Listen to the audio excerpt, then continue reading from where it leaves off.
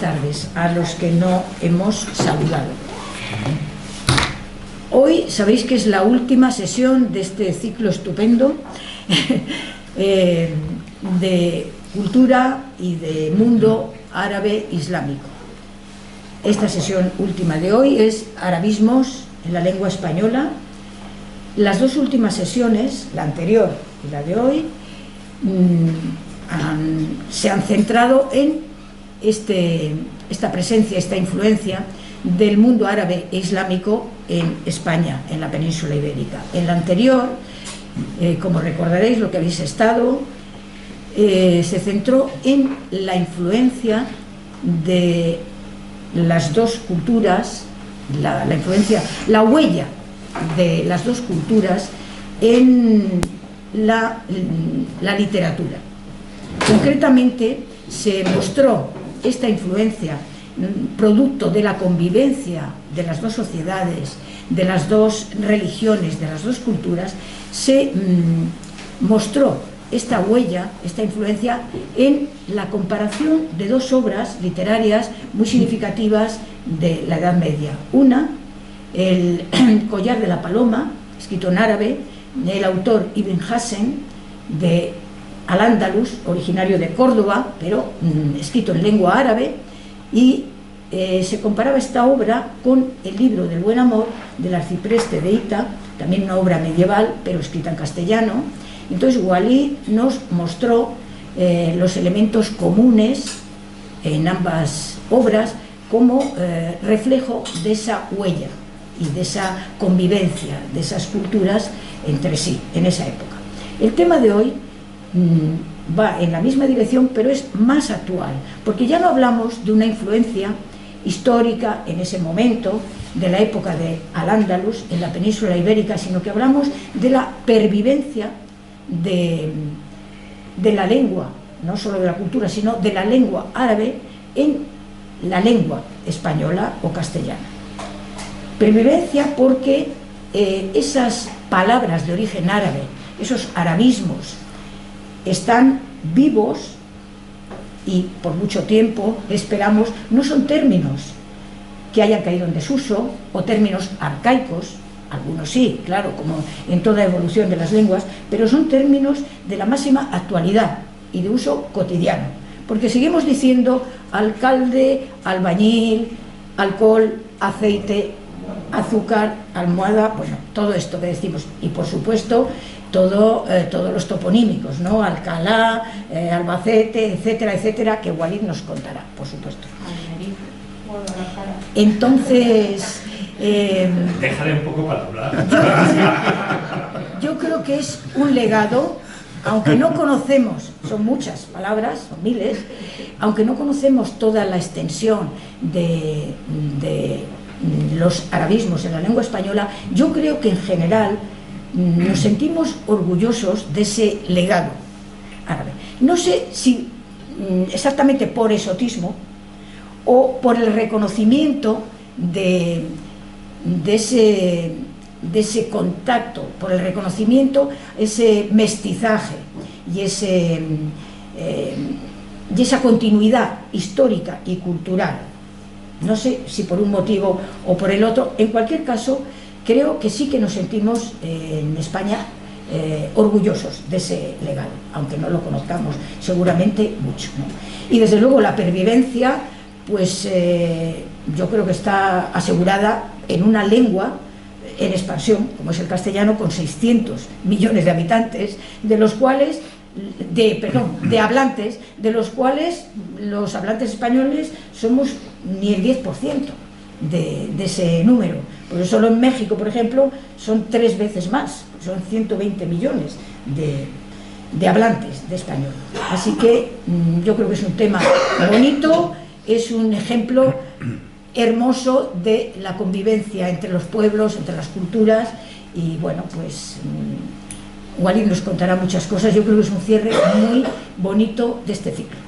Así que, Walid, cuando quieras, muy bien, a ver, pues, todo lo que nos cuenta. Muchas gracias, como siempre, María, por el resumen, por la presentación, y muchas gracias a vosotras, vosotros, a ustedes por asistir Y como ha dicho María, pues vamos a cerrar este ciclo con esta charla hoy y espero que no sea la última. Espero que podamos en el año nuevo también seguir haciendo alguna actividad más sobre el mundo árabe-islámico, porque temas no faltan. Podemos inventar o buscar algún que otro tema, sea de literatura, de lengua, de cultura en general o de temas sociopolíticos, arte, exactamente, es muy interesante. Gastronomía, bueno. De gastronomía hay mucho que se puede encontrar. Bien, el tema, como estamos viendo aquí, son los arabismos en la lengua española. Los arabismos, los términos, palabras, cualquier palabra de origen árabe que hoy en día se encuentra, tiene su presencia en la lengua española.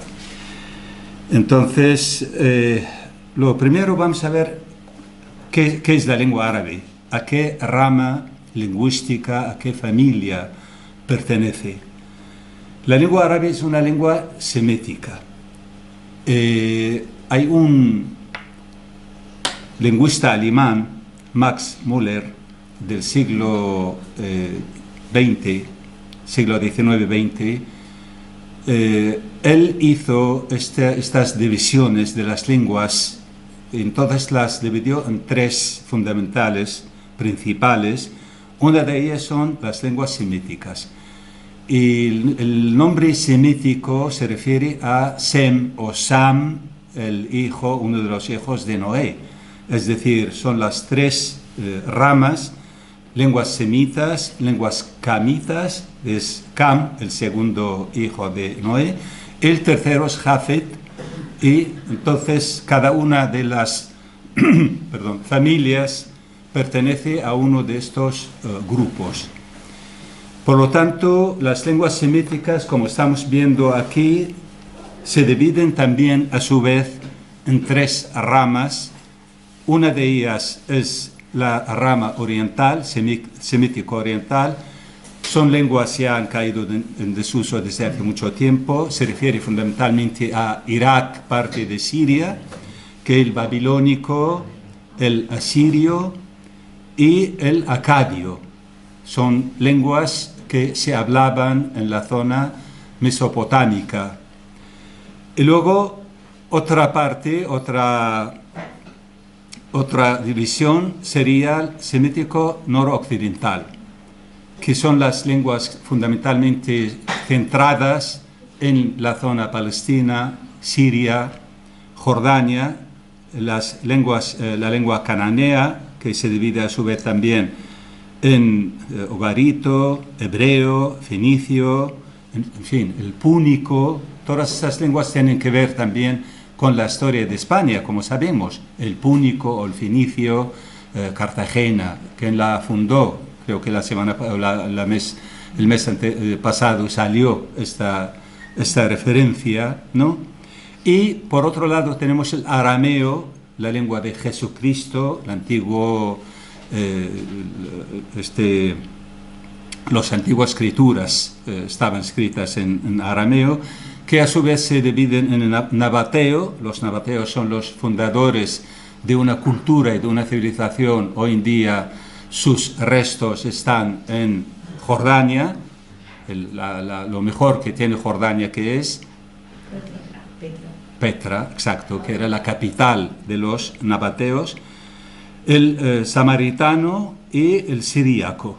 Entonces, estos son la otra división. Y una tercera, que es el meridional, a la que pertenece la lengua árabe actual, como vemos. Está el árabe, el etíope, y a su vez el árabe se divide en dos partes, que básicamente tenemos el árabe clásico, que se conoce como lengua fusha, lo que nos interesa básicamente hoy en día. Sí, exacto, que es el árabe moderno. No sé si ahí mismo estamos viendo. Hay un árabe antiguo que prácticamente ha caído en desuso, y el árabe actual, que es fusha, árabe moderno, que usamos en nuestras universidades, en los medios de información, etc. Eso es lo que se refiere a las lenguas semitas o semíticas. ¿De acuerdo? La otra, que es las lenguas camitas, son menos concretas. Hay además pocas lenguas conocidas como lenguas camitas, como el copto, por ejemplo. Se habla también del amazigh, la lengua de los bereberes. Incluso hay estudios que se han hecho sobre el vasco, que se supone que pertenece también a esta rama. Lógicamente, los nacionalistas vascos no les gusta ese tipo de referencias. Salió en su momento muchas referencias sobre ese tema en periódicos, en El País, en otros comparaciones con el bereber, con el amazigh, el vasco con el amazigh, se supone que pertenecen a la misma rama lingüística. Luego tenemos por otro lado las otras lenguas occidentales para conocer, digamos, o concretar de una forma más, entre ellas la lengua latina o latín, que, como sabemos,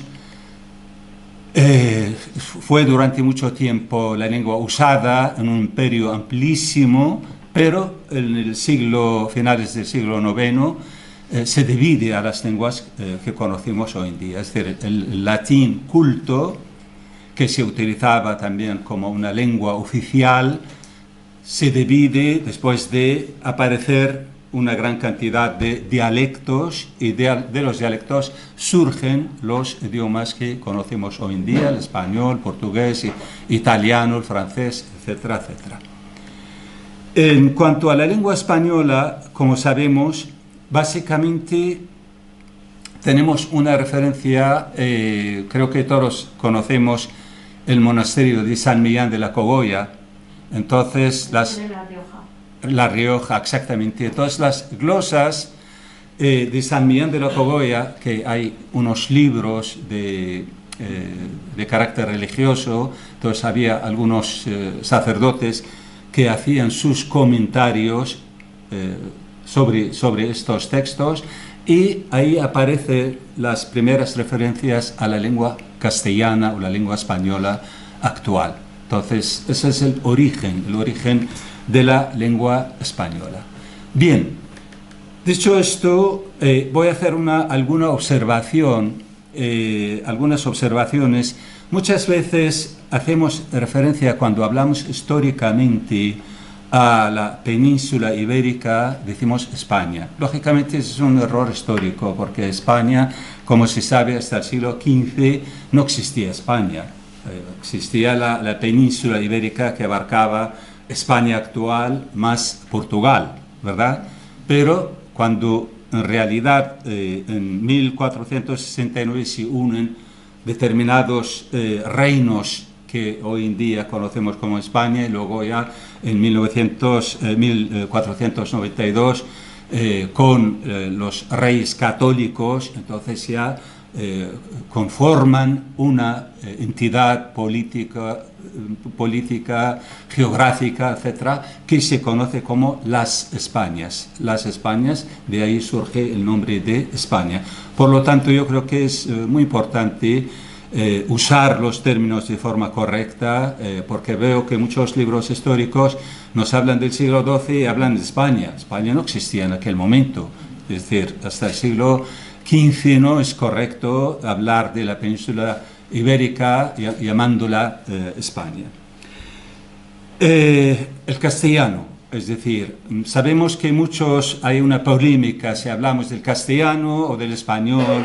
En América Latina es español o es castellano, ¿no? Porque prefieren usar el término castellano ahí, porque el español es la lengua hablada aquí en España. Entonces, simplemente lo he puesto aquí para que veamos las, digamos, a veces polémicas que no tienen mayor importancia, pero existen y hay que tenerlas en cuenta. Volviendo al árabe, su presencia aquí en la península ibérica, a diferencia de otras conquistas,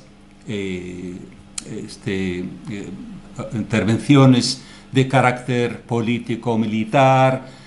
A veces la lengua del invasor queda bastante alejada del pueblo, es decir, no siempre es capaz de introducirse en la vida cultural, en la vida social, sino queda bastante marginada por una razón o por otra. No fue el caso de la lengua árabe. La lengua árabe se ve que tuvo una posibilidad y una capacidad de mezclarse con las otras lenguas que estaban aquí en la península ibérica, porque el hecho de que la población árabe fuera capaz de mezclarse con la población de la península ibérica, eso ayudó muchísimo a que la lengua también estuviera introducida poco a poco en la cultura, en las lenguas que se hablaba en la península ibérica. Los árabes siguen según la historia. Ahora hay historiadores que cuestionan estos datos, estas fechas.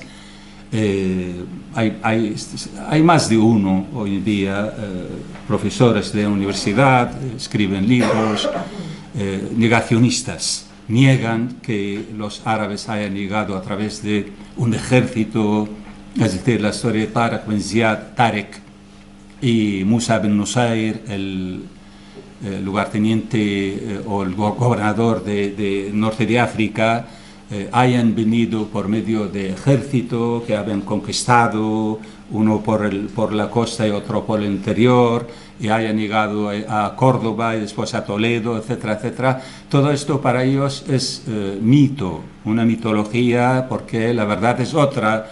Para ellos consideran que los árabes han llegado como está pasando hoy en día. Los inmigrantes vienen poco a poco, etcétera, y luego las influencias empiezan a tener lugar en la cultura. Estoy hablando de muchos, pero de un profesor concreto que está en Sevilla y bueno, pues está con esta tesis y tiene mucha repercusión realmente, sus libros, sus charlas, sus conferencias. En YouTube tiene una gran cantidad de grabaciones en esta línea, pero hay gente que le escucha y le sigue y considera que su tesis es válida y es así lo que ha pasado. Pero bueno, vamos a seguir un poco la línea clásica, tradicional, no esta tesis nueva que están hoy en día comentando. Por lo tanto, se supone que los árabes llegaron aquí a la península en el año 711 durante el gobierno de los Omeyas. Los Omeyas gobernaron desde el 660 hasta el 750, cuya capital era Damasco, y los gobernantes del norte de África en aquel momento estaban bajo el dominio de los Omeyas en Damasco, en Siria. Y bueno, poco a poco han ido conquistando, ocupando ciudades, como sabemos, llegaron hasta el sur de Francia en un momento dado, pero perdieron la guerra ahí y tuvieron que dar marcha atrás y al final se quedaron aquí en lo que se conoce como el Al-Ándalus, que abarca la mayor parte de España actual.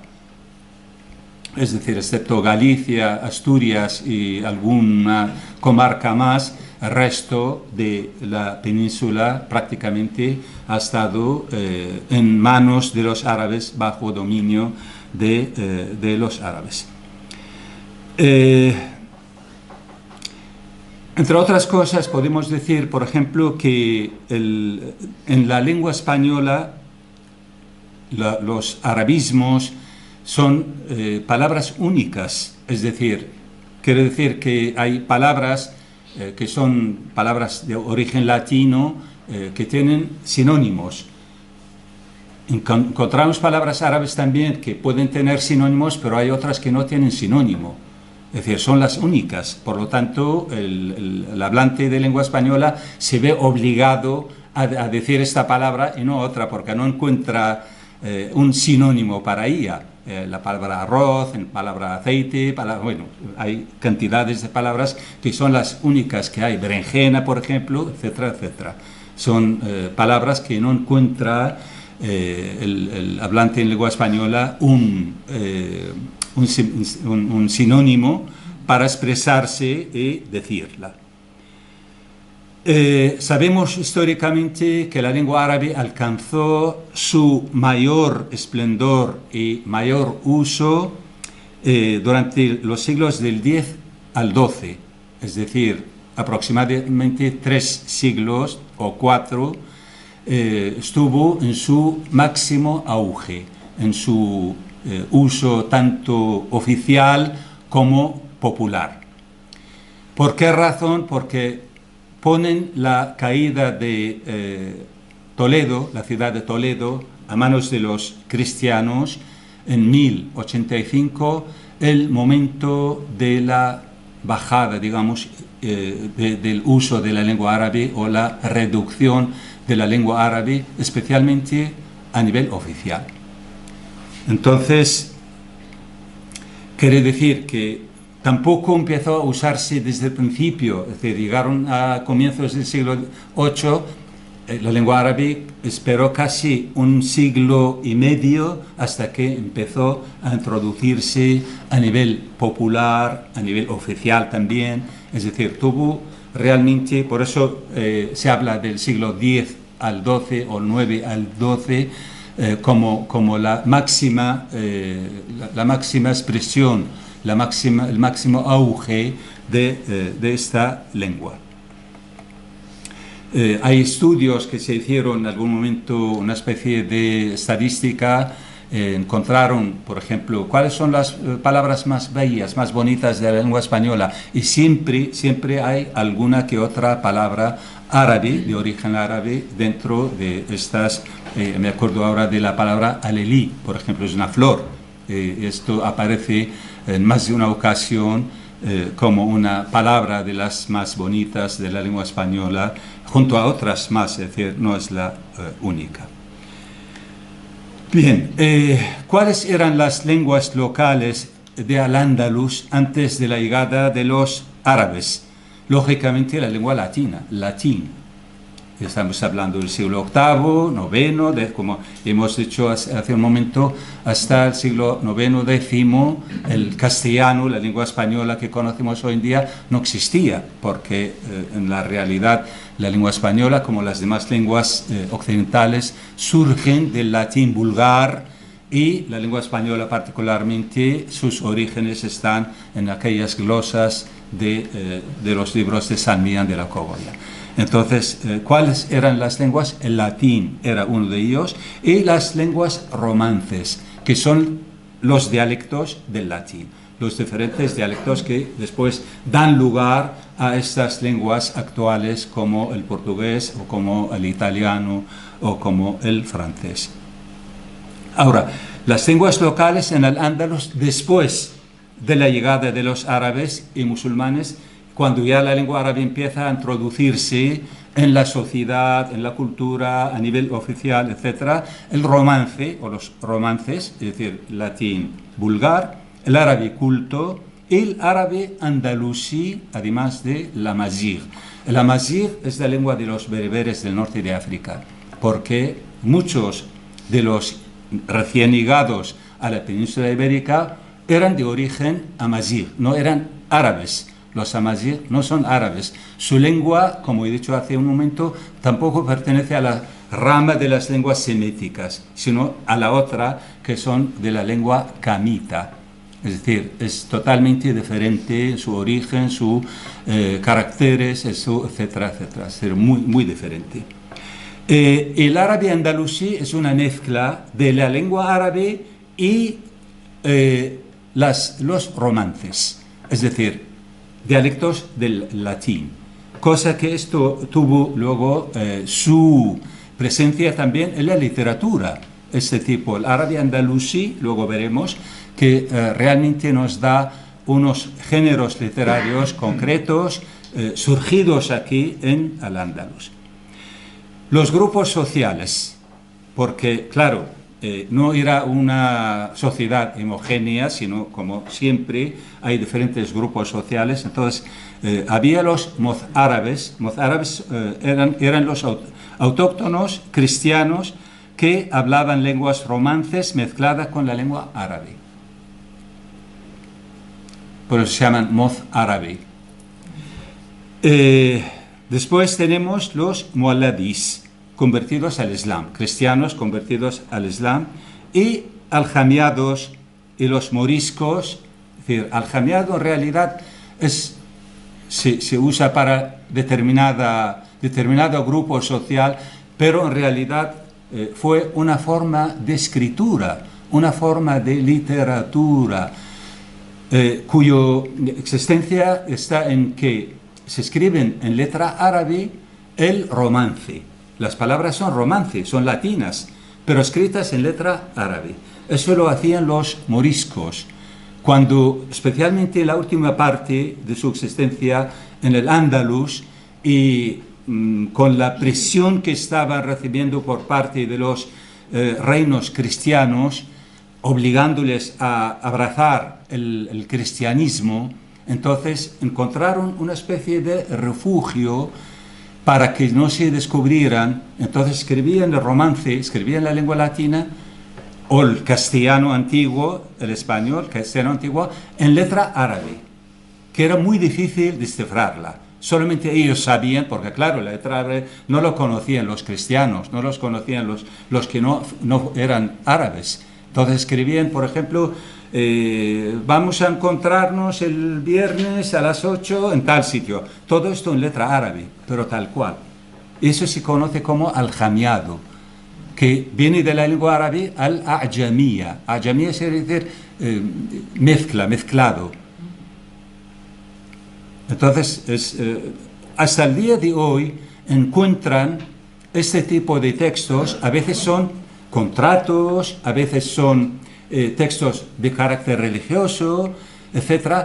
Se encuentran hasta el día de hoy, especialmente en la zona del Levante, Valencia, Alicante, a veces edificios antiguos, porque como fueron perseguidos los moriscos, entonces estos documentos los guardaban porque eran objeto de confiscación, eran objeto de control, porque no se fiaban los cristianos de su conversión, de que realmente estos musulmanes se habían convertido al cristianismo. Entonces estaban obligados a dejar sus puertas abiertas, les vigilaban si realmente los viernes rezaban conjuntamente, si hacían las abluciones, etcétera, etcétera. Entonces estaban vigilados y por esta razón ellos buscaban todo tipo de refugio para escaparse del control. Entre ellos fue esta escritura que es el aljamiado, y por eso digo que hasta el día de hoy encuentran en la zona de Valencia, Alicante y todas estas regiones, cuando edificios antiguos los tiran abajo y resulta que en el techo, en la pared está enterrado este tipo de textos. Continuamente encuentran textos de aquella fecha, de aquellos tiempos, que son escritos en aljamiado. Bien, creo que la charla anterior hablé también un poco de esto, de cuál fue el papel de algunos escritores, algunos intelectuales árabes orientales, porque al fin y al cabo lo que venía siendo aquí literatura, lengua, cultura, etcétera, tenía su eco en Oriente, o al revés, es decir, lo que se hacía ahí, su eco estaba aquí en Al-Ándalus, de modo que Córdoba y Bagdad se convirtieron en dos capitales, dos centros neurálgicos de la cultura árabe, una en Oriente y otra en Occidente. Lo que aparecía en Bagdad llegaba aquí al Andalus, lo que aparecía en el Andalus llegaba a Bagdad y Oriente también de la misma manera. Entonces hubo escritores y autores como por ejemplo el caso de Abu Ali al-Qali, no me acuerdo si lo nombré en la charla anterior, salió de Bagdad, llegó al Andalus y durante un tiempo estuvo trabajando en una obra, Al-Aqd del Farid. Yo creo que sí, cuando hablamos del collar de la paloma, porque se llama El collar único, el libro que escribió aquí en Al-Andalus, y cuando lo envió a Irak, a Bagdad, un gran escritor lo vio y dijo una frase muy famosa, dijo: esta es nuestra mercancía que nos ha sido devuelta. Es decir, no hay nada nuevo en esto, todo esto lo tenemos aquí, porque este autor realmente se había formado en Irak y se había ido al Andalus, entonces lo que escribió en el Andalus no se distingue, diferencia de lo que había en aquel momento en Irak. O Az-Zubaydi, por ejemplo, o el último de ellos, Ziryab. Este era un músico en tiempos de Harun al-Rashid, el califa abbasí. Entonces tenía un maestro, Ibrahim el-Mawsuli, que tocaban música, animaban fiestas en el palacio, en las cortes de Harun al-Rashid. Y este jovencito era un joven moreno, tenía una voz preciosa y sabía tocar el oud maravillosamente, y llamó la atención de Harun al-Rashid, el califa, de modo que cada vez que faltaba preguntaba a su maestro por él, hasta que el maestro ya le tenía un poco de celos. Dijo: este va a ocupar mi espacio, mi lugar en las cortes. Y lo amenazó, dijo: o tú o yo, búscate un destino. Y el pobrecito tuvo que marcharse, acabó en el norte de África, pero ya tenía fama, ya era conocido incluso en el Andalus, había conseguido una fama. Entonces creo que fue el Hakam II, mandó, cuando se encontraba en el norte de África, invitándole a que viniera aquí a estar en las cortes de Córdoba, y se hizo famosísimo en Al-Ándalus, introdujo una gran cantidad de cambios en la vida, en la cultura, en la música de los andalusíes en aquel momento. Por ejemplo, entre otras cosas, en la gastronomía, él empezó a organizar, tal y como sabemos ahora las mesas como se hacen. Antes se ponía la comida todo junta y la comían, no había primer plato, segundo plato, postre, etcétera, todo junto. Entonces él empezó a organizar las ensaladas, la sopa, etcétera, primero, después los platos principales, después el postre, etcétera. Introdujo en la música novedades, entre ellos la quinta cuerda del oud. Es decir, le dio todavía mayor capacidad para el laúd, el instrumento musical, utilizando también la púa de garras del águila en vez de la madera. En fin, hizo una gran cantidad de cambios, empezó a cortar el pelo de las mujeres de una forma mucho más corto de lo habitual, dejando el cuello al descubierto. Usando el mantel de tela en vez del cuero, que antiguamente se usaba de cuero, los vasos de cristal en vez de vasos metálicos. En fin, introdujo la ropa en el verano, tenía que ser blanca, de algodón, para no sufrir calor. En fin, hoy en día Ziryab se considera también Córdoba. Todavía hay un grupo musical, hay una novela histórica sobre Ziryab. Si buscamos el nombre de Ziryab encontramos muchas referencias sobre este personaje que está escrito aquí. Bien, por lo tanto, quiere decir que aparte de la lengua tenemos todos estos elementos que podemos ver. Y además, como estamos hablando de esta parte que tiene que ver con la lengua, pero no exactamente es la lengua, las moshajas y los cejeles, es decir, estas palabras árabes también están en estos dos géneros literarios. ¿Qué son las moshajas? Las moshajas es un género literario, un poema estrófico que está inventado aquí, en Córdoba. Es decir, la poesía clásica árabe, en algún momento de las charlas aquí también lo explicamos y vimos ejemplos, pero las moshajas fue una innovación desde el punto de vista métrica y desde el punto de vista también conceptual, es decir, son poemas amorosos fundamentalmente y varían en cuanto a la métrica, no sigue un metro exacto, varía también en su rima, no termina siempre por la misma letra como es la poesía árabe clásica, y además de todo esto encontramos una cosa que es el final de la muashaja, se llama la jarcha en árabe significa la salida, la jarcha, que acaba, estamos hablando en lengua árabe, porque se escribe en la lengua árabe, pero la jarcha muchas veces termina en romance, en latín, como es el caso aquí, cuando son dos versos que dice, alba del día, de ese día, día de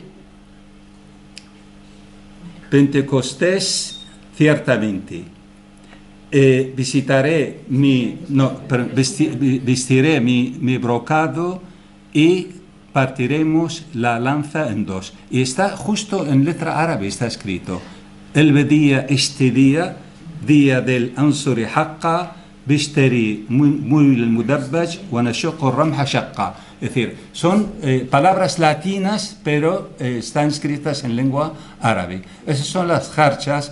A veces están en lengua árabe, pero aquí en este caso, como vemos, está en latín, en romance, que es el latín vulgar, ¿de acuerdo? Y pasa lo mismo en otro género, que es el fejel, que el fejel es una moshaja, igual que la poesía estrófica, pero está escrito en el mozárabe, el árabe mezclado con el latín vulgar.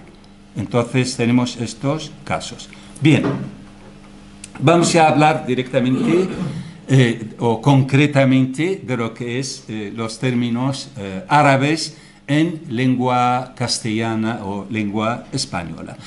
El diccionario de la Real Academia Española en su introducción habla de aproximadamente 4.000 palabras de origen árabe, que conforman casi el 8% de las palabras y términos que existe en lengua española. Hoy en día no están o no se usan todas estas 4.000, porque muchas de esas palabras han caído en desuso, pero sí una buena parte de ellas se usan y, como he dicho anteriormente, hay palabras que no tienen sinónimo, por lo tanto el hablante de lengua española no encuentra otra posibilidad, otra manera de expresar este término, esta palabra, sin usar la palabra árabe. La inmensa mayoría de las palabras que existen de origen árabe en la lengua española son sustantivos, nombres, sustantivos en general, como hemos dicho antes, aceite, zait, arroz, ruz, almohada, algarroba, almacén, etc. Es decir, creo que la inmensa mayoría que tenemos en la mente de palabras de origen árabe pertenecen a este grupo, el grupo de los sustantivos. Pero también tenemos adjetivos, menos. Hay menos adjetivos, como por ejemplo asesino, viene de hashash. Es curioso este término, lo voy a explicar porque es interesante. No sé si alguno ha leído Samarcanda de Amin Maalouf. ¿Sí? Bien, pues Samarcanda de Amin Maalouf habla de los asesinos, que es un grupo musulmán, chií, ¿no?, que tenían su sede en Samarcanda, en Kalamut, que es Qal'at al-Maut. Kalamut viene de la Torre de la Muerte, donde estaba ahí Hassan al-Sabah. Hassan al-Sabah era el líder de los asesinos. Entonces, un grupo explicado, etcétera. Ellos justificaban el método por el fin, quiere decir que cualquier método es válido si conseguimos un fin detrás de este método, y se conocen como los asesinos. Sin embargo, en árabe son al-hashashun, quiere decir los fumadores del hashish, que no son asesinos. ¿Por qué los llaman asesinos? Porque estaban acostumbrados a asesinar a los enemigos. Es decir, animaban a sus seguidores a que asesinaran, a que mataran, a que justificaban los asesinatos por fines determinados. Era como un cuerpo de élite, ¿no? Sí, sí, sí, eran un cuerpo de élite, además muy engañados, como ocurre actualmente. Esos grupos asesinos que hay en día, lamentablemente, siguen los mismos métodos también. Secta, es una secta, fue una secta, exacto. Sicarios, exacto.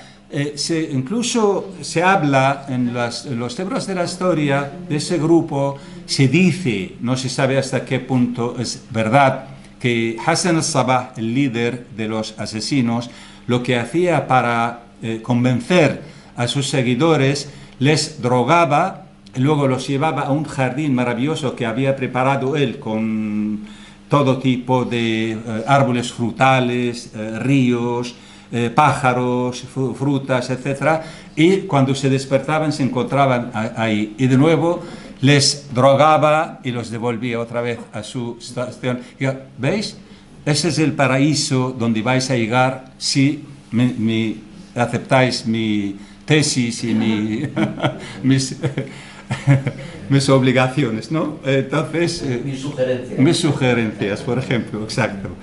Entonces, en cambio, como digo, ellos han sido traducidos como los asesinos. En cambio, en árabe viene la palabra hashash, hashashun, que son los fumadores de hashish. Pero tenía tantos éxitos que, mientras que la gran mayoría de las palabras árabes en castellano solo están en castellano, sí. Esto ha llegado al inglés también, ¿no? Ya, sí, sí. Al neerlandés, desde luego, no.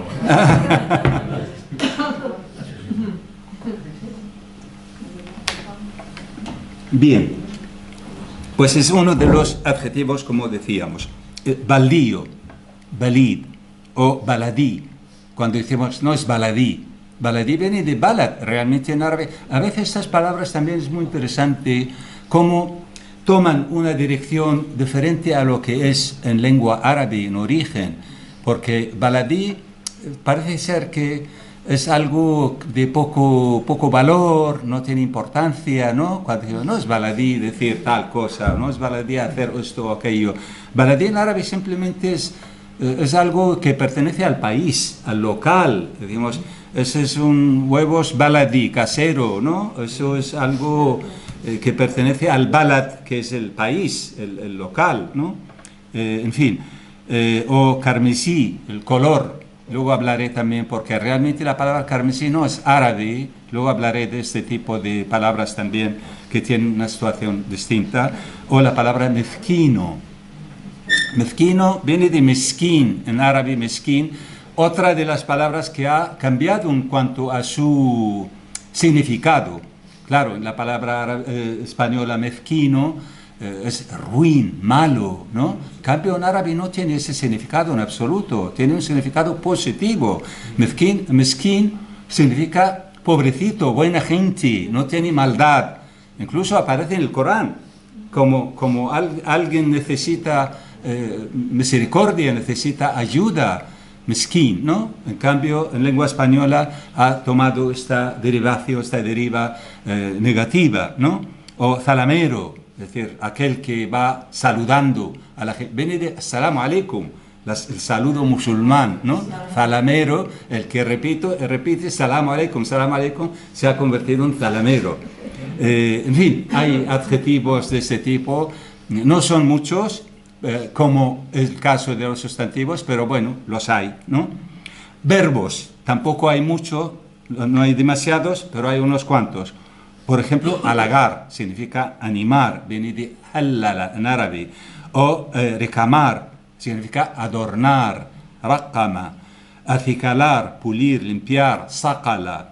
O almacenar significa, o en árabe es khazana. Curiosamente, todos estos verbos en lengua española no han hecho una derivación de ellos, excepto el último de ellos, almacenar, ¿no? Dice almacén, han sacado un nombre de la palabra almacén, o alacena también, otra de las palabras que la han sacado de la palabra almacén. Y hay una única preposición del árabe que es hatta, que nos ha dado hasta, desde la mañana hasta la tarde. Pues esta hasta viene de la lengua árabe, que es hatta. Por lo tanto, las palabras, resumiendo, pueden ser o sustantivas, o verbos, o preposiciones, que es la única preposición, la que tenemos delante, que es hatta. Los campos de los arabismos son diferentes también. Tenemos nombres de árboles, hay muchísimos. Por ejemplo, como hemos visto hace un momento, algarroba, ¿no? Al-jarrub, por ejemplo. Tenemos plantas, tenemos como albahaca, como, en fin, fruta. Tenemos verduras, animales, pájaros, pesas, las pesas en medidas, muchas vienen de la lengua árabe. Instrumentos diferentes para agricultura, instrumentos musicales, en fin, cargos oficiales. María antes hablaba de alcalde, en fin, también. Tenemos apellidos, tenemos topónimos de una forma muy extendida, especialmente en determinados lugares, como el caso de Levante español y de Aragón. Esos dos lugares son los que más quizá tienen. Andalucía, sí, también, sin ninguna duda. Sí, claro que sí.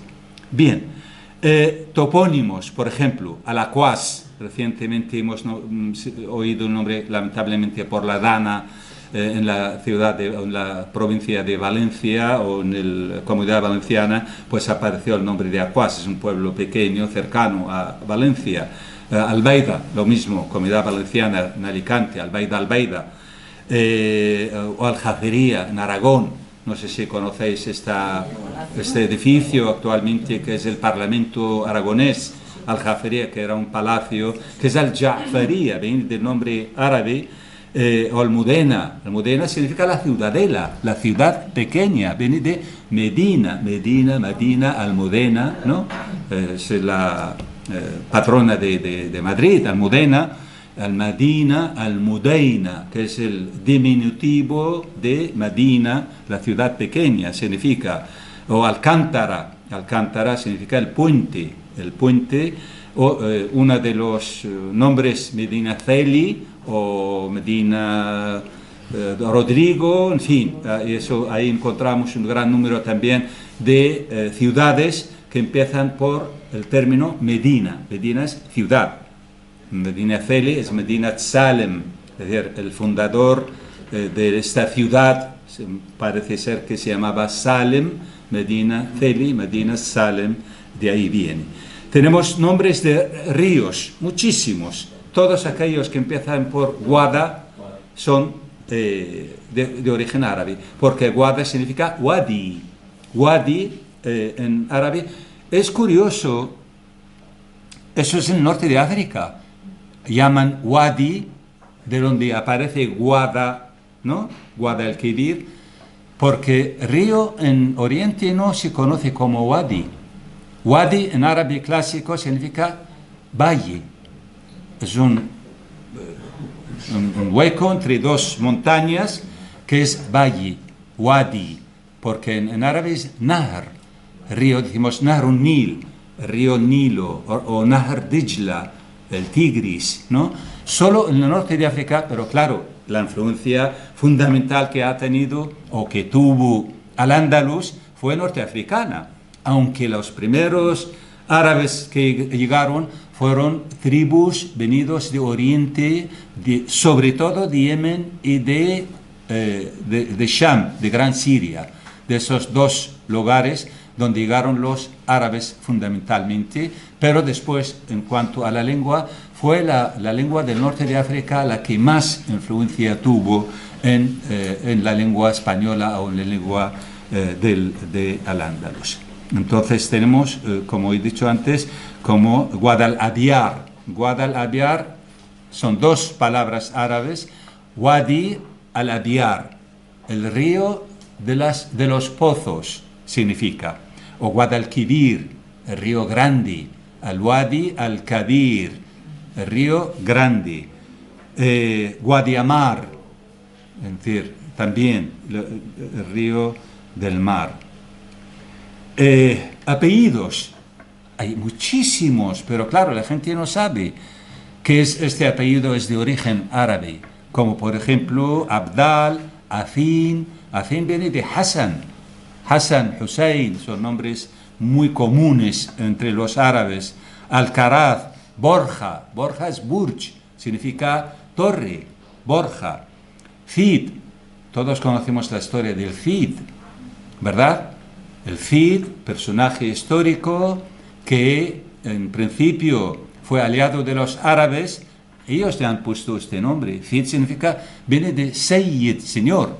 Le llamaban señor, Sayyid, Sayyid, Sayyid. Como fue su aliado, tenía un gran aprecio entre los árabes, hasta que después cambió de actitud y luchó contra ellos, y fue el que realmente ocupó después Valencia, expulsó a los árabes, el miocid, el Cid, ¿no? O Ruzafa, la palabra Ruzafa significa en lengua árabe, hay muchos lugares ahora, por ejemplo, en Córdoba hay un barrio, se llama Ruzafa, en Valencia igual, donde está la estación de trenes, este barrio se llama Ruzafa. ¿Qué quiere decir Ruzafa en árabe? Ruzafa significa el muelle, significa el andén también. Es decir, todo aquello que está al lado del río o al lado del mar es Ruzafa. Ruzafa, en Irak, en Bagdad, existe un barrio que está uno de los lados del río Tigris, se llama Ruzafa. Ruzafa, viene de ahí. ¿Por qué en Valencia se llama Ruzafa? Porque según parece que el mar antes llegaba hasta esta zona, donde está ahora la estación de trenes, pero han ido ganando terreno hasta que ahora el mar está a unos 5 o 6 kilómetros. Tienes que ir hasta Malvarrosa para ver el mar de Valencia, ¿no? O por ejemplo, Zofra, viene de color asfar, amarillo. En fin, hay muchísimos, pero repito que mucha gente no conoce realmente este origen de las... Tenemos la palabra algarabía, merece la pena también comentarla, ¿no? Viene de al-arabía, el árabe, de la lengua árabe, cuando decimos qué algarabía, ¿no? Qué ruido, qué jaleo, no entendemos nada. Entonces, curiosamente, significa o viene de la palabra al-arabía, al árabe, que en su lengua, en su origen, la palabra al-arabía significa hablar bien, hablar con claridad, justo lo contrario de la que ha dado en lengua española, el jaleo y las cosas que no se entienden, al revés, que es en lengua árabe, es hablar con claridad. Bien, hay arabismos... Yo interpreto como humor que de los que no entendían el árabe, Ajá. lo interpretaran como Claro, sí, sí. de ruido. Claro, justo porque el hecho de no entenderlo y no saber lo que están diciendo, entonces han dicho, están hablando en árabe, algarabía, pero ha llegado a significar esto. Algarabía también tiene otro significado, también es como altivo, como que estás bien, también como elegante. ¿Ah, sí? Sí, también. Sí. No, yo no conozco este uso, ¿sí? Pues mira. Mi madre lo decía, que algarabía cuando iba arreglado con lo que sea, que algarabía. Ya, bueno, pues mira, eso es una cosa positiva, está bien. Bien, los falsos arabismos, antes salió una palabra, y he dicho que voy a comentarla después. ¿Qué son los falsos arabismos? Son aquellas palabras que transmite el árabe, que el árabe ha traído a la lengua española, incluso a otras lenguas, como el caso del inglés, decía antes Harry, ¿verdad? Entonces, que no son árabes en origen, son o del persa, o del griego, o del indio, porque el árabe ha sido también como un medio de trasladar, transportar una gran cantidad de palabras que en origen no son árabe. La palabra berenjena, por ejemplo, azucena, son persas, no son árabes. El árabe lo ha adquirido de la lengua persa y luego lo traslada a otras lenguas, como es el caso del castellano. Entonces, eso es falso arabismo, se conoce con este término. La palabra aduana.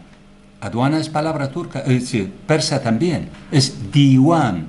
Es curioso después cómo esta palabra también ha tenido un desarrollo, una evolución bastante curiosa, porque al principio se toma del persa, empieza a significar como algo ministerio, aquello que se refiere a la administración.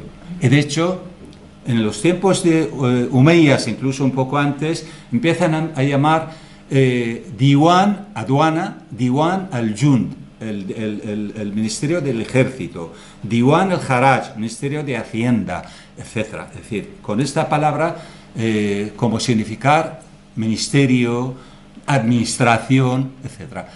Empieza a significar el lugar donde se reúnen, sobre todo para la educación de los chicos, de los niños. Después empieza a significar el canapé, donde se sientan. Y hoy en día se usa diwan en árabe como poemario. Es decir, ha tenido una evolución bastante curiosa, ¿no? Y de lo más curioso es que la palabra aduana hoy en día, que se usa aquí en lengua española como el lugar de la frontera, donde es el control de los pasajeros, de las mercancías, etcétera, o en el puerto, entonces los árabes han dejado de usarla en ese sentido, o más bien nunca lo han usado en ese sentido. Usamos una palabra turca, de origen turco, para significar o para indicar esto, lo que es la aduana en lengua española, que es jumruk, una palabra turca que significa esto, significa aduana en lengua española. Bien, tenemos aquí, como estamos viendo, muchas palabras como alcanfor, como ajedrez, como azucena, como berenjena, como... en fin, hay muchas palabras que vienen de diferentes orígenes. Tenemos del persa varias, diwan, que nos ha dado aduana, como he dicho antes, jazmín, la rosa, la flor, azucena o berenjena. En fin, todas estas palabras son de origen persa. Tenemos del indio, alcanfor, ajedrez. El ajedrez sale, se inventa en la India, llega a Persia, después llega a los países al mundo árabe y después llega a Occidente a través de los árabes. Shatranj, ajedrez. Pero lo más curioso, no solamente llegó el nombre, sino también la técnica de juego. Cuando se dice aquí jaque mate, no sé si todo el mundo sabe el juego del ajedrez o hay gente que no lo conoce, pues jaque mate viene del persa y del árabe. Jaque mate. Jaque, ¿qué es? Shah, el rey de los persas. Mate significa mata en árabe, que significa murió. Murió el rey. El rey murió. Jaque mate, murió el rey. Por lo tanto, ya no solo el nombre de ajedrez, sino también la técnica del juego. Decimos alfil. Una de las piezas del ajedrez es alfil, ¿verdad? Que tiene una parte así cortada, parece una trompa. Y alfil en árabe es el elefante. Como tenemos caballo, una torre, el rey, la reina y el elefante, alfil. Entonces, curiosamente, todo esto lo hemos traído del indio al persa, al árabe, a la lengua castellana. El viaje que ha hecho todos estos términos es curiosísimo. Del griego, la palabra quintal, la palabra triaca, se usa para el veneno, ¿no? El canon como kanun en lengua árabe, tenemos kanun, son las leyes, las normas también. Entonces, como vemos, son de diferentes lenguas que han venido, que no son árabes en origen. Otra de las cosas que podemos añadir aquí, cuando usamos nosotros las palabras de origen árabe, decimos albahaca, decimos almacén, decimos algodón, en inglés cotton, ¿verdad? No sabemos que estamos utilizando dos veces dos artículos. Estamos usando dos artículos porque la palabra ya tiene el artículo incorporado. Cuando decimos algodón, al es el artículo árabe, porque la palabra sin el artículo es cotton, godón, algodón. Y el algodón. Hemos añadido otro artículo. Entonces estamos poniendo dos artículos en una sola palabra. Los ingleses han tomado la palabra algodón, pero sin el artículo. Dicen cotton. Ahí sí, no han usado el artículo de la lengua árabe. Entonces, es curioso cómo no nos damos cuenta de esto. Lo mismo la palabra almacén, lo mismo, en fin, todas esas palabras tenemos. Una de las curiosidades también que tenemos aquí, ya estamos pasando un poco del tiempo, es curioso, otra de las curiosidades son las letras solares y lunares. No sé si hay alguna persona que haya estudiado algo de lengua árabe y le puede sonar que son las letras solares y letras lunares, ¿no? María está diciendo sí, Lina también. Bien. ¿Qué son estas letras? Tenemos una serie de letras árabes. Cuando se une a un nombre el artículo, entonces la primera letra después del artículo, si es solar, la L del artículo no se pronuncia.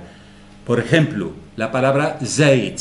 Yo no digo al-zait, digo az-zait. Az-zait, la L la he eliminado.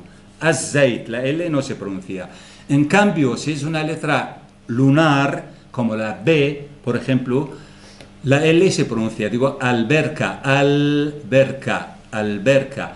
Curiosamente, en la península ibérica han tenido un oído muy, muy delicado y lo han tomado tal cual. Es decir, no se han confundido. Aquello que no se pronuncia como aceite, arroz, perfecto, lo han tomado tal cual. Y las palabras que empiezan por letra lunar, sí lo han tomado a L de forma completa. Se dice, por ejemplo, albahaca, almohada, porque la M, la B son lunares, en cambio la Z, la R, etcétera, son solares. ¿Por qué solares, lunares? Es una cosa un poco poética en lengua árabe, porque la palabra sol, ash-shams, empieza con una de esas letras con la que no se pronuncia la L, en cambio la luna al-qamar es lunar, y entonces le han puesto lunar solar para distinguirlas de una forma poética simplemente. Pero las letras están claras, entonces sí. sabes lo que tienes que hacer, ¿no? Totalmente, son reglas concretas muy conocidas. Porque en francés hay una cosa parecida, ¿no? Cuando es una palabra en plural y el artículo es le, ¿no? Cuando una palabra empieza con H seguida de una vocal, tú no sabes, tienes que saberlo de memoria porque no hay regla. Si hay que decir, por ejemplo, les hollandais, los holandeses, les hollandais, porque hay unas H's de una forma y otras H's. Por ejemplo, porque yo me he dado cuenta cuando iba por París, el metro, siempre cambiando de estación de tren, ¿no? Decía siempre le al. Digo, ¿por qué no dice les al? En árabe está clarísimo. Además, los niños ya de pequeño lo aprenden y apenas hay errores. Hay otro tipo de errores, pero desde luego en esto poco. Pero lo curioso, lo que más me llama la atención a muchos lingüistas, el hecho de que como aquí en España han tenido un oído tan fino que han podido saber cómo decimos aceite y no decimos aceite, y cómo decimos almohada y no decimos almohada, por ejemplo. Es decir, lo han tomado perfectamente todo. Sí, sí, Un es poco así, corto tal porque- cual. Un poco corto porque utilizan dos artículos, pero tuvieron muy Sí, sí. Bueno, seguimos. Tenemos palabras compuestas, una de árabe y otra de latín. No hay muchas, pero por ejemplo, Guadalupe. Guadalupe. Viene de Guadi, Guada y Lupe, lobo. Río del Lobo, por ejemplo. O Guadiana. Río de Ana, Guadiana, ¿no? Hay pocas en ese sentido, pero bueno, cuando se dice el río Guadiana, realmente estamos utilizando 3 veces la palabra río, porque Ana en su origen también significa río, ¿no? Es curioso, ¿no? O a veces son 2 palabras árabes compuestas como Wadi al-Kabir, al-Wadi al-Kabir, el río grande, Guadalquivir, ¿no? La palabra Medina, como había dicho antes, empieza muchos nombres de ciudades como Medina Celi, Medina del Campo y otros nombres seguro que conocemos, Medina Rodríguez, en fin. La disidencia al final de y también muchos lingüistas no están de acuerdo del todo sobre este origen, que se supone que pertenece al gentilicio árabe cuando decimos jabalí. Jabalí también es una palabra árabe. Jabalí viene del montañés. Montañés significa cerdo del monte, literalmente. Un cerdo del monte. Jabalí, montañés. La traducción es esto, montañés. Entonces esta i final también en árabe lo hacemos. Cuando decimos iraqi, maghribi, jabalí, acaba en esta i, ¿no? Lo mismo cuando decimos baladí, cuando decimos iraquí, cuando decimos carmesí. Carmesí, la palabra es persa, que indica color, ¿no? Antonio Gala tiene una obra, ¿verdad? ¿Cómo es? Manuscrito carmesí, exacto, eso es.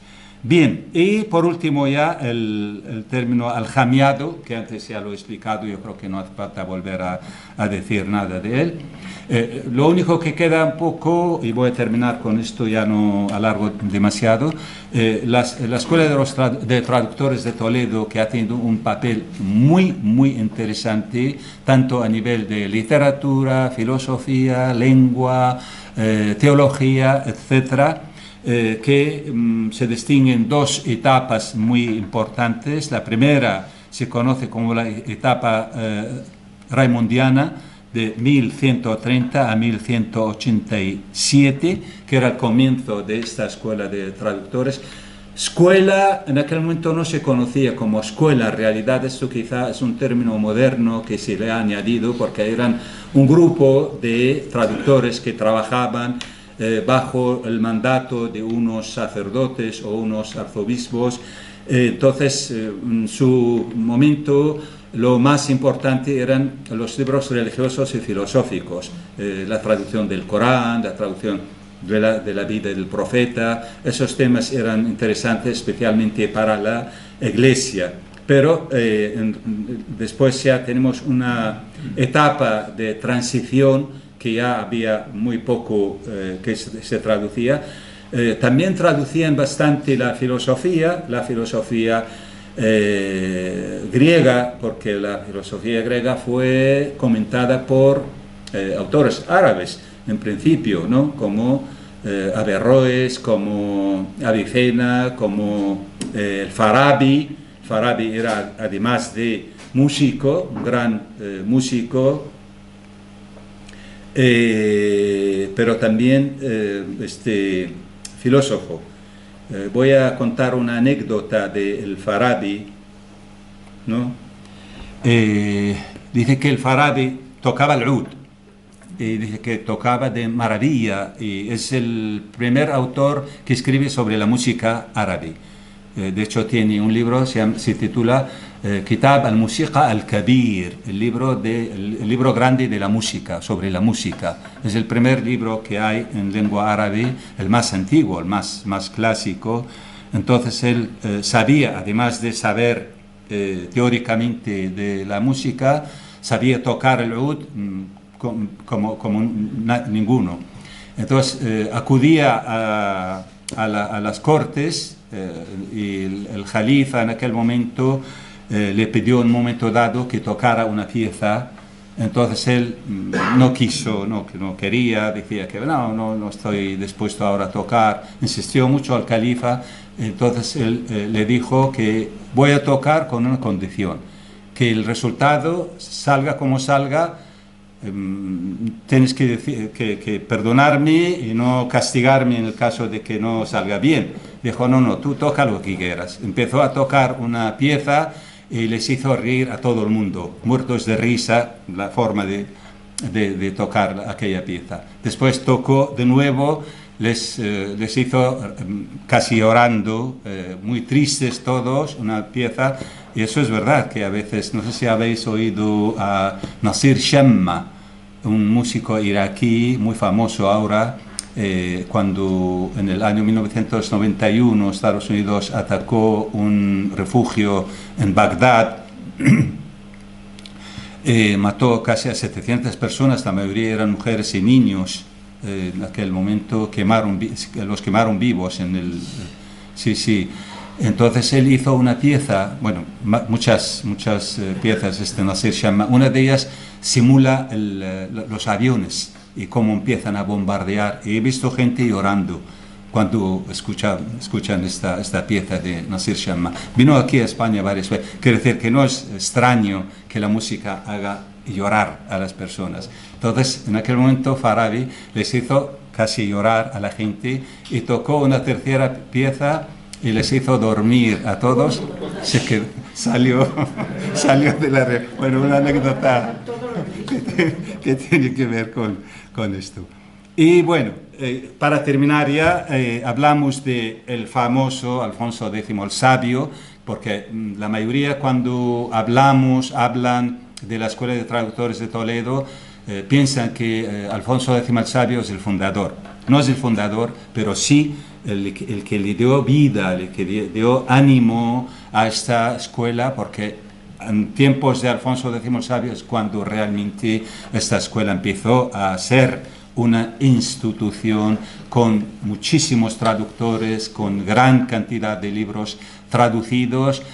A veces nombramos algunos de estos libros y es famosa la traducción de Kalila o Dimna, que son cuentos, fábulas en boca de animales, aunque el libro no es originario árabe, porque este también viene de la India a través de Persia a la lengua árabe, se traduce del indio al persa, al pahlavi, el antiguo persa, antigua lengua persa, y después del pahlavi a la lengua árabe, y del árabe al castellano antiguo, Kalila o Dimna, uno de los más antiguos libros que fue traducido en la Escuela de Traductores de Toledo. Pero también traducen libros sobre el ajedrez, sobre los dados, en fin, además de libros de ciencias, de matemáticas, filosofía, etcétera, etcétera, etcétera. Traducían del árabe al latín, pero después, tardíamente, ya se traducía al castellano. Es decir, al principio se traducía al latín, sin duda, pero cuando ya la lengua castellana, el español, ya está avanzado en siglos, estamos hablando ya del siglo XII-XIII, en tiempos de Alfonso X el Sabio, entonces ya en aquel momento sí se traducía al castellano antiguo. Los libros también como el Mio Cid, como los milagros de Nuestra Señora, etcétera, etcétera, ya existían en castellano antiguo. Y bueno, ya hay nombres de muchos traductores que no solamente eran de la península ibérica los traductores, sino en realidad venían también de Italia, de Inglaterra, de Alemania. Todo el mundo tenía interés en conocer lo que existía en esta cultura, sobre todo la cultura árabe, que se traducía a estas lenguas y a su vez después se traducen a sus lenguas originales o destinos diferentes como el alemán o el italiano o el francés. Y esto lo vemos, por ejemplo, en un libro tan famoso de medicina como el libro El Canon en Medicina de Avicena. Eso fue traducido en tiempos medievales, pero siguió usándose en las facultades de medicina prácticamente hasta el siglo XVIII. Era de los pocos, si no digo el único, de los muy pocos libros que existían de medicina que se usaban en las facultades de medicina de Occidente. Luego después ya surgen otros muchos libros y lo dejamos aquí, si os parece. Muchas gracias.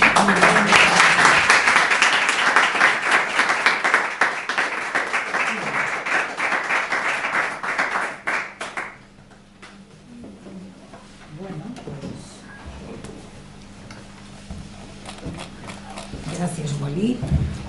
Así, A ver, ¿qué queremos preguntarle de todo? Porque claro, nos has contado tantas cosas que las vamos aprendiendo, pero nos van surgiendo dudas, como debe ser, ¿no? Lógico. Bueno, Ramón. En primer lugar, gracias por esto, para un granadino todavía más interesante y más bonito que hoy. Hay un par de puntualizaciones que se quedan en tu libro y luego dos preguntas. Has hablado de los ríos, el Wadi. Es cierto que la palabra Guarromán, provincia de Jaén, no significa hombre guarro en inglés, sino significa Wadi al-Ruman, el río de los granazos. Sí. Granados. Segunda, la palabra mancha significa extensión grande. Ya van dos. ¿Ah, sí? Mancha, ¿no? Mancha. Sí. ¿Significa qué? Dices espacio grande. Sí, Extensión grande. Puede ser, porque es mancha en lengua árabe, también puede significar el origen, el lugar de origen. Sí. Podría ser. De todas formas, luego hablamos un poco de las confusiones que puede haber también en cuanto, porque sobre todo cuando se habla de topónimos, a veces es un terreno resbaladizo, a veces. Sí. Cuando has dicho que la palabra Wadi significa valle, Sí. la palabra española vaguada se puede relacionar. Creo que no. Vaguada, no puedo afirmar ni negar, pero me parece que está alejada un poco de Wadi, porque los cambios y las transformaciones que hay tienen reglas, no 100%, pero sí, por ejemplo, la letra J se convierte en K o la F en H. Es decir, hay ciertas, porque según la semejanza que encuentran muchas palabras que han tenido esta transformación, pueden encontrar sus orígenes, pero a veces nos perdimos ahí, sinceramente. Entonces, a mí me parece que está lejos la palabra vaguada que tenga origen en la palabra wadi, pero no hay que descartarlo al 100%. De todas formas, yo voy a mirarlo, porque existen libros, existen referencias que se pueden mirar y se puede ver. Y por último, y muchas gracias, es cierto que el 40% de los algoritmos tienen que ver con el agua. Creo que es exagerado. Pienso que es un poco exagerado que tengan 40%. Hay muchas. Si consideramos que todo aquello que tiene que ver con la agricultura, con los nombres de árboles, con nombres de plantas, etcétera, probablemente sí. Pero si este 40% que tengan con el elemento concreto del agua, creo que no. Pero puede ser que hayan pensado de forma un poco más amplia, es decir, el árbol, la alcántara, los puentes, en fin, todos estos términos. Acequia, por ejemplo. Acequia, sí, acequia viene del árabe también, que es un río pequeño. Viene de Saquia al-Hamra, por ejemplo, en Marruecos. Sí. Acequia, el nombre es Saquia, que es acequia. Acequia significa un río pequeño. Entonces, si probablemente el que haya dicho esto a lo mejor ha pensado de forma más amplia, relacionando todos estos términos con el agua, entonces puede ser.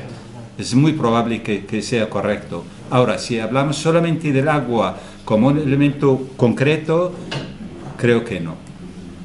Gracias. Gracias. ¿Cómo te llamas? Concha. Concha. Ya. Fíjate qué nombre tan difícil. A ver si me acuerdo. Que es que le quería preguntar, la última acepción que dijo usted para la palabra diwan, Sí. ¿cuál era? Porque dijo usted ministerio, administración, lugar de reunión, Lo último que usamos hoy en día, que es un poemario. poemario. Sí, un poemario es diwan. Decimos, bueno, Lorca, el Diwan de Tamarit, Sí, cuando el Diwan de utiliza la Tamarit, palabra claro. Diwan Tamarit, es Claro, esto, es un claro. poemario. Poemario Tamarit. Ya. ¿Y por qué cree usted que Barenboim y Eduard Said le han puesto diwan a la orquesta esa que hicieron de judíos y palestinos? Sí, juntos? porque tiene que ver también con la reunión, con la unión, con la educación, etc. Ya, Sí, ya, sí, ya sí. tiene Tiene mucho sentido. sentido que se llame Exacto. así. Sí, Ya, tiene ya. sentido, sí. Gracias. Nada. Qué bonita idea, ¿no? La de la orquesta. Sí. Quiero preguntar dos cosas. Una, si el sonido de la J en español si viene en árabe. Si existe en árabe. No, si viene en árabe. Si viene del periodo de, o sea, de presencia como árabe en la península ibérica. Yo creo que no, es decir, este es un sonido auténtico de la lengua latina, pero sí hay algunas palabras, quiere decir que, claro, ahí hay una transformación de determinadas palabras árabes que empiezan con, o se escriben con J, en español la convierten en H, por ejemplo. Es decir, si esa es la pregunta, ahora que si venga la J de la lengua árabe, yo creo que no, porque... No, pero el sonido. Sí, el sonido. Porque no conozco otras lenguas europeas que tengan ese, o sea, o derivadas del latín. Perdón, el sonido J en castellano empieza precisamente en Castilla, a pronunciarse, y luego se va extendiendo hacia el sur, conforme se va extendiendo. Sí, bueno, en Andalucía la convierte en una H aspirada, exacto, es decir, existe este sonido aquí. Otra pregunta es, a nivel, como durante... Andén. No, que durante el periodo, en plan, bueno, de Andalus, a lo largo como de la presencia, bueno, árabe en la península ibérica, a nivel lingüístico, ¿cuánto era presente la lengua árabe? O sea, ¿qué hablaba la gente? O sea, o las comunidades, por ejemplo, ¿había varios idiomas? ¿Había, hablaban árabe andalusí o hablaban árabe? O sea, Sí. Bien, como he dicho antes, sí, que existía el árabe culto, pero el árabe culto se hablaba tal y como se hace hoy en día en el mundo árabe. Era la lengua oficial de la administración, de la cultura, de los poetas, de la gente culta, ¿no? Pero luego la gente en sus casas no hablaban este árabe culto, que hoy en día lo conocemos como Fusha, como árabe estándar, árabe culto. Había un árabe mezclado con el romance, con las lenguas o la lengua dialectal derivada del latín. Los romances son latín vulgar que después dan lugar a estas diferentes lenguas occidentales que son de origen latino. Y ese se llamaba el árabe andalusí, con la que se escribieron los tejeles, zajal. Los tejeles son poemas como las moshajas, pero están escritas en árabe andalusí, que es un árabe mezclado con latín, con el romance.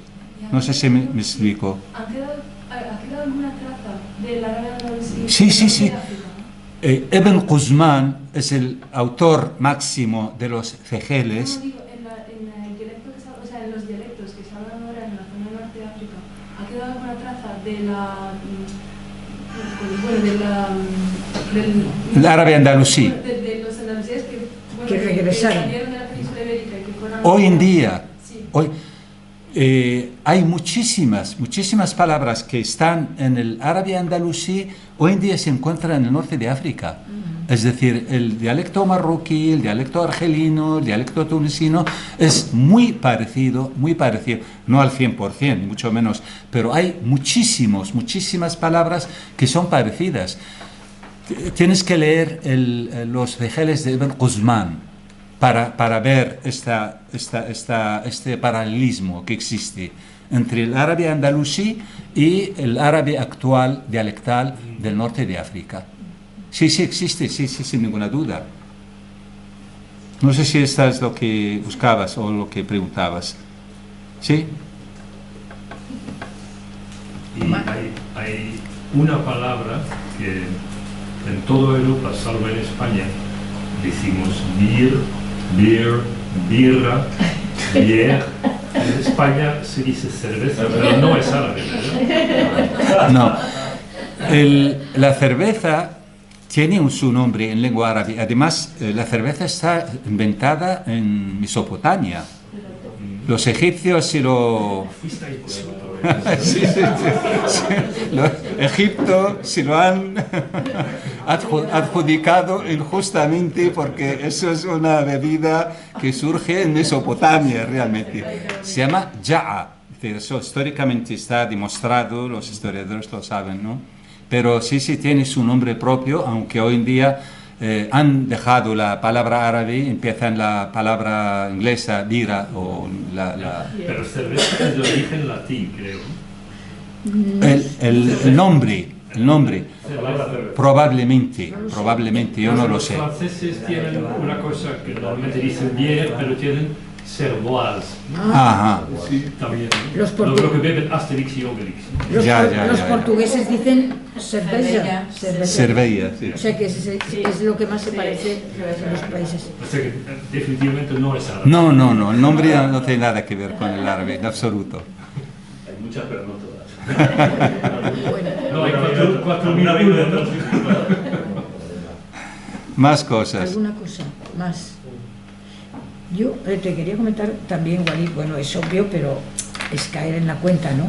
Que en esa obra de la Escuela de Traductores, esa obra de traducción, primero al latín, es decir, que se traducía a una lengua culta, que en ese momento era el latín, y posteriormente al castellano y a otras lenguas ya conformadas, no la lengua romance o el latín vulgar, que no tenía probablemente capacidad de recibir esa traducción, pero que al mismo tiempo, claro, era la traducción y era no solo el traslado, no solo la traslación de la lengua, sino que era el traslado y divulgación de esos conocimientos que había detrás, no solo a las lenguas, sino a los propios países, ya que no solo era aquí en la península ibérica, porque en la época de Alfonso X efectivamente no era España, era Castilla básicamente y Aragón, en fin, todo lo que decimos, pero y en los otros reinos, ¿no?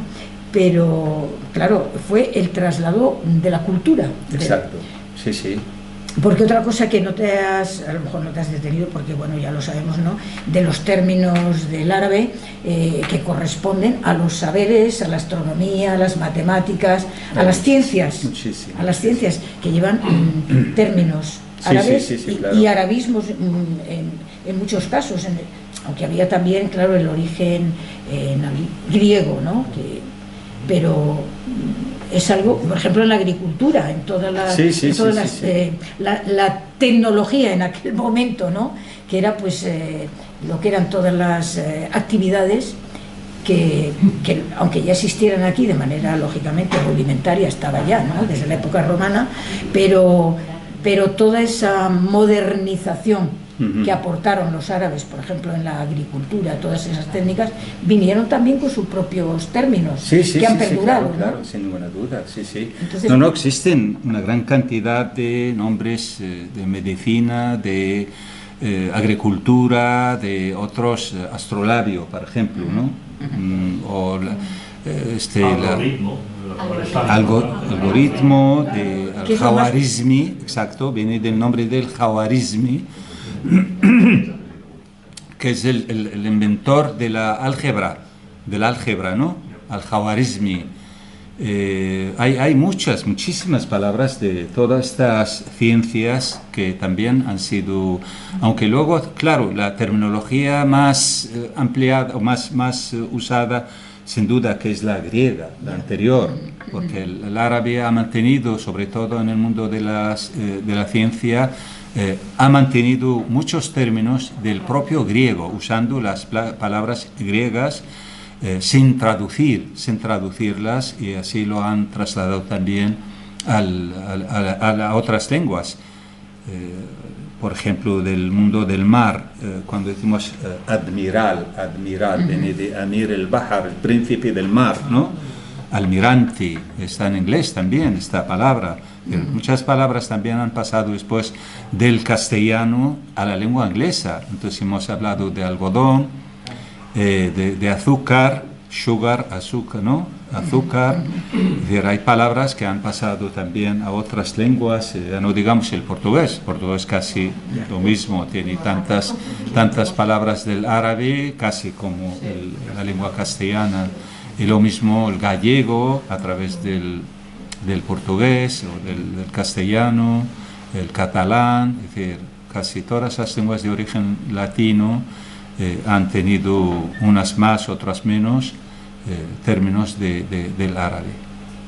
Pero es curioso cómo, perdona, Palo, es curioso cómo ha prevalecido, porque claro, el término latino para el aceite, sí, el óleo, ¿no? Sí.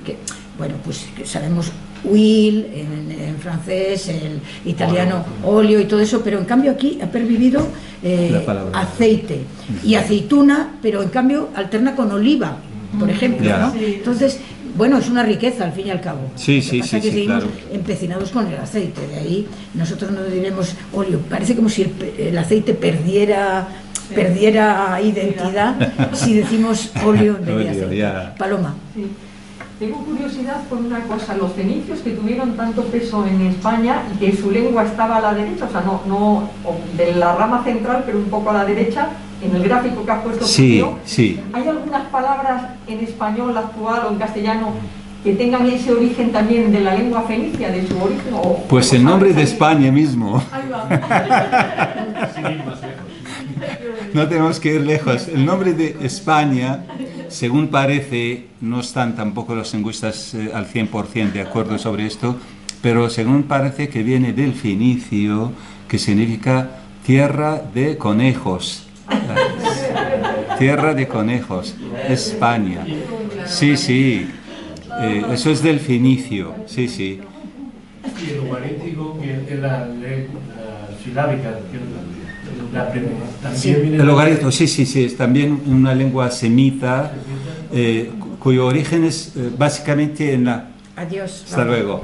En la zona siria, es decir, es la más antigua, tiene su propia caracteres.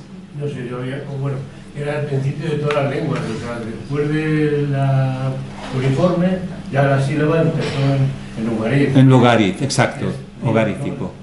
El Líbano, Siria y Líbano, la zona de sí, la zona del Siria y Líbano, exacto, sí. Bueno, yo no he hablado de la lengua árabe en cuanto a sus caracteres, cuántas letras hay, vocales, se escribe de derecha a izquierda, etcétera. Es decir, hay una serie de características que no pensaba que no venía a cuento de contarlo aquí, porque contaba que la mayoría de la gente sabían estas historias, porque... Hay otra palabra bonita que me ha venido a la mente, que es algarve y, por supuesto, magre. Sí.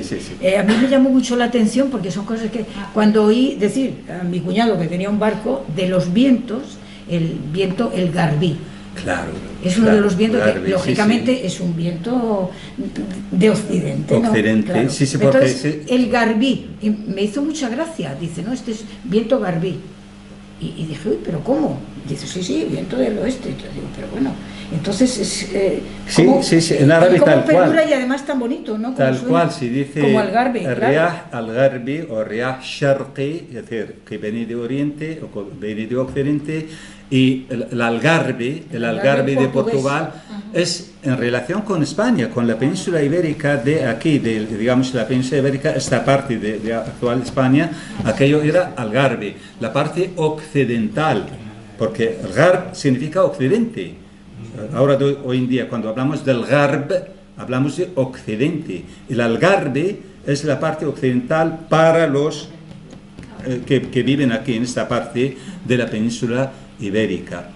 Y es curioso en lengua árabe cuando utilizamos esta palabra con sus derivaciones, cuando decimos gharraba, es decir, uno cuando se exilia, se va fuera, va hacia occidente.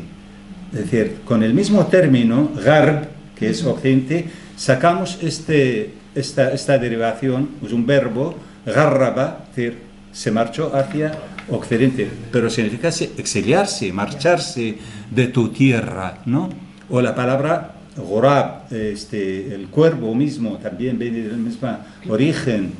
O, por ejemplo, gharib, extraño, ajeno, pertenece a occidente. Cuando decimos gharib, viene de gharb, que es el extraño, es el ajeno. Quizá porque era alejarse. Exacto, también, sí, ¿no? Sí. Porque era alejarse de lo que era No deja de ser la lengua una filosofía, en realidad, es una filosofía, es un modo de ser de las personas. A veces no pensamos en todo lo que significa un idioma, con todo su bagaje, con todas sus relaciones, sus ramificaciones. Eso lo tiene uno asumido en su mente, pero no lo pensamos, es decir, no lo sacamos a la luz. ¿Qué cosa? Mira de dónde viene este. Yo muchas veces lo pienso y empiezo a buscar, pero es porque es mi trabajo. Bueno, pero la gente que no tiene nada que ver con la lengua, pues... Al tener la lengua árabe, lógicamente, te puede surgir... pues eso, afinidades, aparecidos, que nosotros infelices, pues no. Bueno, simplemente porque los que trabajan con la lengua, pues quizá tienen un poco más de curiosidad hacia los términos, las palabras, el origen, de dónde viene, si tiene una influencia o tal, pues es normal, ¿no? Pero yo creo que nos gusta a todos saberlo, ¿no? Sí, sin duda también, cuando te lo explica... ¿Un diccionario de arabismos o si quisiéramos consultar o algo? Pues diccionarios en los últimos tiempos han hecho unos cuantos, no hay muchos. El más antiguo de todos es de Federico Corriente, falleció un gran arabista, falleció hace un par de años o 3 años quizá, fue catedrático aquí en la Complutense y después acabó en Zaragoza porque él era de Zaragoza. Entonces tiene un diccionario muy bueno y gracias a él muchos como yo hemos podido estudiar tanto árabes como españoles, árabes que estudian como en mi caso lengua española o españoles que estudian árabe, porque tiene 2 diccionarios, árabe-español, español-árabe. Durante mucho tiempo fue el único diccionario, pero después fueron escritos varios diccionarios, repito que no hay muchos, pero uno es bastante bueno también de un arabista español, se llama Diccionario de Árabe Moderno, de Julio Cortés.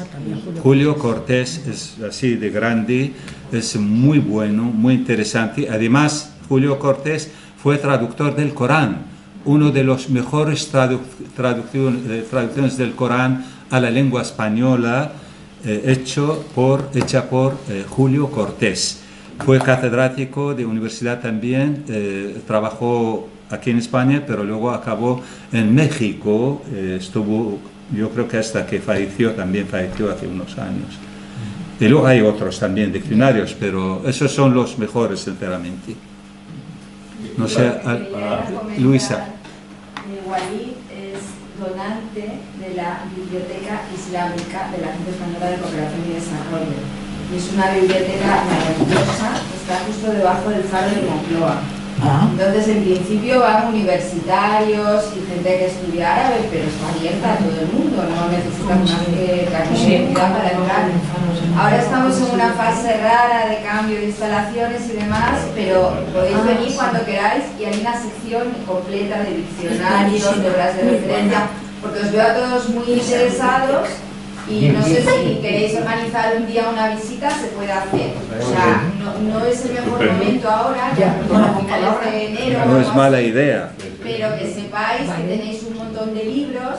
Incluso hay otra cosa muy interesante, que hay una sección de novela, de narrativa árabe traducida al español. Y es un poco la manera también de comprender qué hay en la cultura árabe y de conocer las palabras. O sea que me ha parecido que hoy era interesantísimo venir aquí, pero que os veo a todos tan interesados también que estáis en el lado. ¿Está en el edificio, en la ECI o no? En lo del... Sí, la sí, ECI.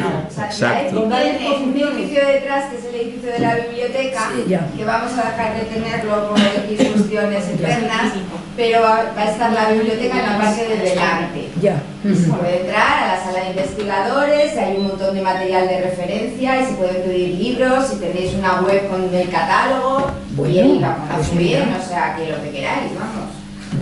Muy invitados. Gracias, Luisa, por la referencia, porque realmente esta biblioteca es una auténtica maravilla de Occidente, de Europa. Es decir, una de las más ricas bibliotecas en temas árabo-islámicos en Europa. No me acuerdo los volúmenes que tiene, seguramente... 120.000. Pues 120.000 volúmenes, imaginaos. En todas las especialidades y disciplinas. Y tengo que reconocer que yo personalmente me he beneficiado enormemente de esta biblioteca. Y gracias a esta biblioteca he podido hacer mi tesis doctoral, escribir unos cuantos libros. Es decir, he tenido que ir ahí las veces que hacía falta, decenas y decenas de veces, a veces estudiando ahí, otras veces tomando un préstamo libros y teniéndolos durante un mes o 2 meses en mi casa. Entonces, yo creo que todos los que tanto estudiamos en el mundo árabe o los que españoles o árabes estudiamos el mundo hispánico, necesitamos esta biblioteca y de hecho es nuestro refugio científico. Gracias. Y merece la pena hacer una visita, como ha dicho Luisa. Creo que eso sería muy interesante. Sí, Paco. Simplemente quería decir una cosa para ilustrar lo que has comentado tú sobre los moriscos. Sí. Es decir, hay un pueblo en Salamanca que tiene un nombre que expresa perfectamente lo que fue aquello. Sí. Castellanos de Moriscos. Sí. Castellanos de Moriscos. Castellanos de Moriscos. Está clarísimo que castellanos que eran moriscos que tuvieron que ser castellanizados. Sí. Pues es un nombre tan bonito que tan ilustrativo. Los moriscos hoy en día también tienen sus referencias, sus pertenencias de antepasados en los 3 países del norte de África, Túnez, Marruecos y Argelia. Hay grupos que todavía mantienen ciertas costumbres, nombres, referencias, incluso el modo de edificios que edifican sus casas a la forma andalusí, ¿no? Los apellidos, etc. Y ellos se sienten andalusíes realmente. Muchas comidas, por ejemplo, de origen también andalusí, que tienen esta nostalgia al andaluz, ¿no? Una ciudad en Túnez, el Monastir, ¿no? Ahí hay una serie de familias que se sienten de aquí. En Argelia también hay, en Marruecos lo mismo. Entonces tuvieron que marcharse a su pesar, muy lamentando lo que habían perdido en esta tierra, pero las circunstancias son así. Bueno, pues yo creo que tenemos que ir dejándolo. Yo creo que ha sido un curso muy productivo, porque ha sido muy interesante, no solo por lo que hemos podido aprender, sino por el afán que nos ha suscitado de aprender más y de conocer más de este mundo. Con Wally para convencerle Claro. de hacer más cosas. O sea que hay muchas más cosas que hemos dicho de arte, de gastronomía. Segunda parte. Por supuesto. Así que, bueno, yo creo que el CAU agradece mucho a los que habéis venido, habéis asistido al curso al ciclo. Bueno, os agradece la asistencia, el interés y sobre todo, claro, agradecemos a Walid la amabilidad, la generosidad con la que nos ha dedicado su tiempo, la paciencia con que ha contestado a nuestras preguntas. Así que, Walid, muchísimas gracias. Cierra tú este ciclo, te corresponde a ti. Pues nada, yo también muy agradecido porque también doy las gracias al CAU, a todos los que estáis aquí, os encargáis de los día a día del CAU, tanto Ana, Paco, Antonio, tú, María, de ofrecerme esta posibilidad, porque a mí también me interesa, sin ninguna duda, transmitir lo que conozco. Sería muy egoísta por mi parte, si no es la función que tenemos nosotros, que nos consideramos, entre comillas, intelectuales, ¿no?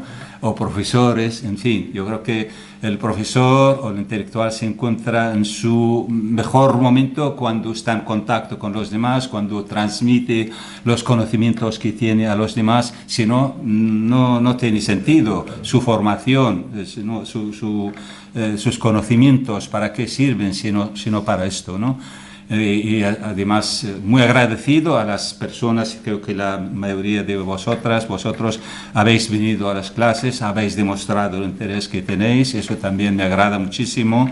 La cultura árabo-islámica hoy en día no está en su mejor momento, lamentablemente.